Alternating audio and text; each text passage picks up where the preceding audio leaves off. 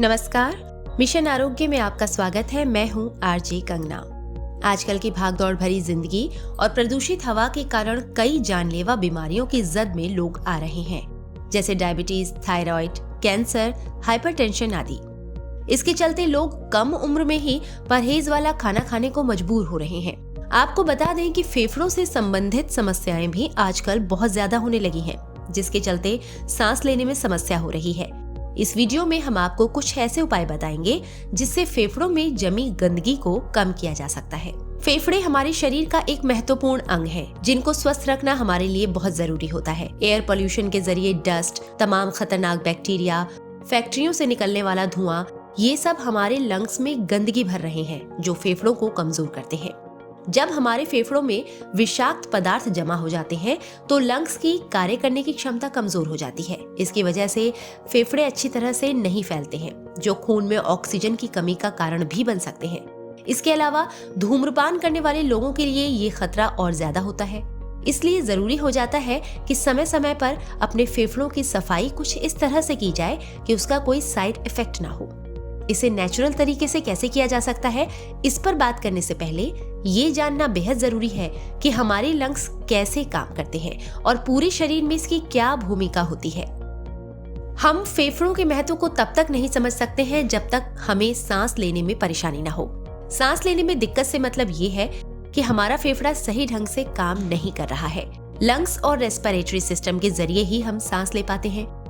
इसके जरिए ऑक्सीजन हमारे पूरे शरीर में दाखिल होती है और बदले में शरीर से कार्बन डाइऑक्साइड बाहर निकलती है। लंग्स के जरिए ऑक्सीजन और कार्बन डाइऑक्साइड की अदला बदली होती रहती है।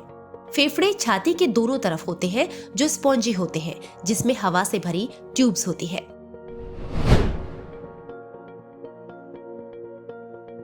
लंग्स में एयर सैक के चारों तरफ रक्त कोशिकाएं होती हैं, जिसे कैपिलरी कहते हैं। जब हम ऑक्सीजन लेते हैं तो वो एयर सैक के जरिए रक्त कोशिकाओं में पहुंचती है। इसे डिफ्यूजन कहा जाता है और इस तरह से ऑक्सीजन पूरे शरीर में पहुंच जाती है। लेकिन लंग्स में किसी तरह का इन्फेक्शन होने पर एयर सैक अच्छी तरह से काम नहीं कर पाते हैं और उसका असर ये होता है कि ऑक्सीजन पूरी तरह से शरीर को नहीं मिल पाती है। आमतौर पर लंग्स के ठीक से ना काम करने की वजह से asthma, lung infection, lung cancer और COPD की बीमारी हो सकती है। अब ये वाजिब तौर पर सवाल उठता है कि आखिर हमें कैसे पता चलेगा कि हमारी लंग्स की सेहत कैसी है। इसके लिए हम आपको कुछ उपाय बता रहे हैं।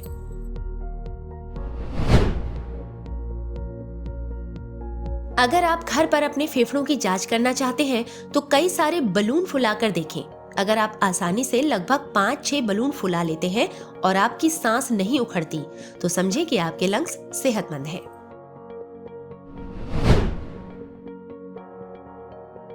दूसरा, आप सांस रोककर भी अपने फेफड़े का स्वास्थ्य परीक्षण कर सकते हैं। अगर कोई शख्स लंबी सांस खींचकर 1 से 1.5 मिनट तक सांस रोककर रख ले, तो ये मान लिया जाता है कि उसके फेफड़ों की क्षमता अच्छी है।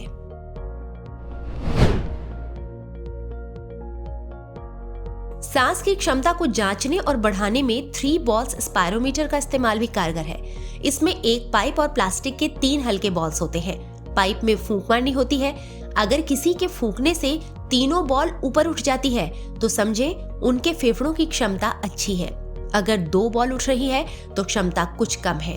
अगर एक ही उठ रही है तो उन्हें अपनी क्षमता को बढ़ाने की जरूरत है।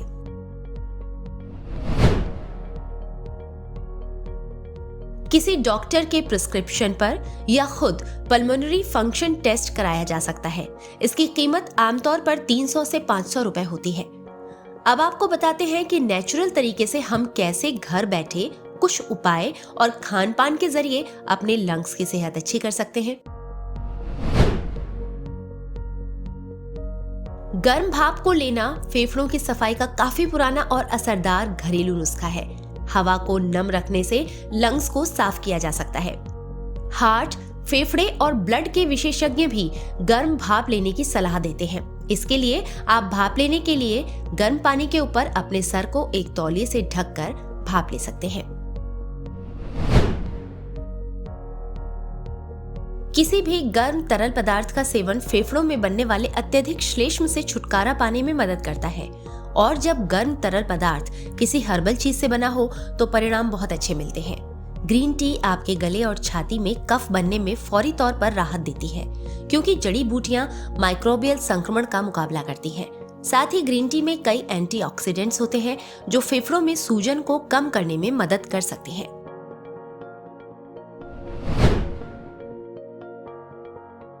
मुलेठी की चाय फेफड़ों के टिश्यू को नुकसान पहुंचाने वाले तत्वों को रोकती है। इससे श्वसन प्रणाली भी बेहतर होती है। वहीं दालचीनी की चाय सांस और संक्रमण की परेशानी से निजात दिलाने में मदद करती है। अदरक एंटीबैक्टीरियल, एंटीवायरल और एंटी इन्फ्लेमेटरी गुणों से भरपूर होती है। ऐसे में ये फेफड़ों की समस्याओं से निजात दिलाने में मदद करती है। इसमें बलगम की समस्या कुछ दिनों में ही ठीक हो जाती है। नियमित रूप से एरोबिक एक्सरसाइज करना आपके फेफड़ों को साफ करने में मदद करता है।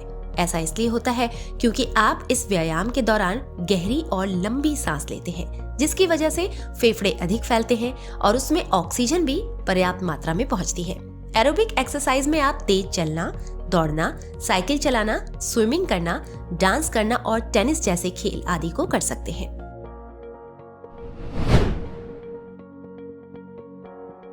अगर आप धूम्रपान करते हैं तो इसे छोड़ना ही फेफड़ों को साफ करने का उपाय है, भले ही आपने कई वर्षों तक धूम्रपान किया हो। धूम्रपान छोड़ने के लिए डॉक्टर से सलाह जरूर लें।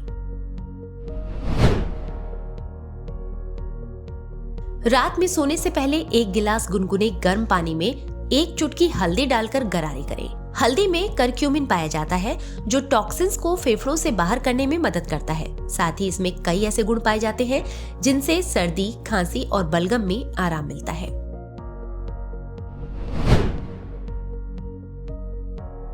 इसमें एलिसिन नामक एक तत्व होता है जो एक बेहतरीन एंटीबायोटिक एजेंट के रूप में काम करता है और हमारे फेफड़ों के संक्रमण से निपटने में मदद करता है। यह अस्थमा में राहत देता है और फेफड़ों के कैंसर के खतरे को भी कम करता है। नाश्ते और दोपहर के भोजन के दौरान करीब 250 मिलीलीटर गाजर का रस पीना चाहिए ताकि फेफड़ों की सफाई हो सके। आपको बता दें कि गाजर का रस बीटा कैरोटीन का एक अच्छा स्रोत है। साथ ही इसमें मौजूद विटामिन ए, एंटीऑक्सीडेंट्स आंखों की रोशनी और त्वचा के निखार के लिए भी बहुत अच्छे माने जाते हैं। पेपरमिंट या पुदीना न केवल आपकी सांस को बेहतर बनाने का काम करता है, बल्कि इसमें स्वास्थ्य लाभ भी हैं जो आपके पेट, छाती और सिर के लिए अच्छे हैं। फेफड़ों में संक्रमण के कारण बैक्टीरिया से लड़ने के लिए नियमित रूप से आप 4 से 5 पेपरमिंट पत्तियों को चबा लें। तो ये कुछ उपाय अपनाकर आप अपने फेफड़ों की सही देखभाल कर सकते हैं। इस पेशकश में आज के लिए बस इतना ही। चैनल सब्सक्राइब करने की गुजारिश के साथ ही आपसे इजाजत लेती हूँ। नमस्कार।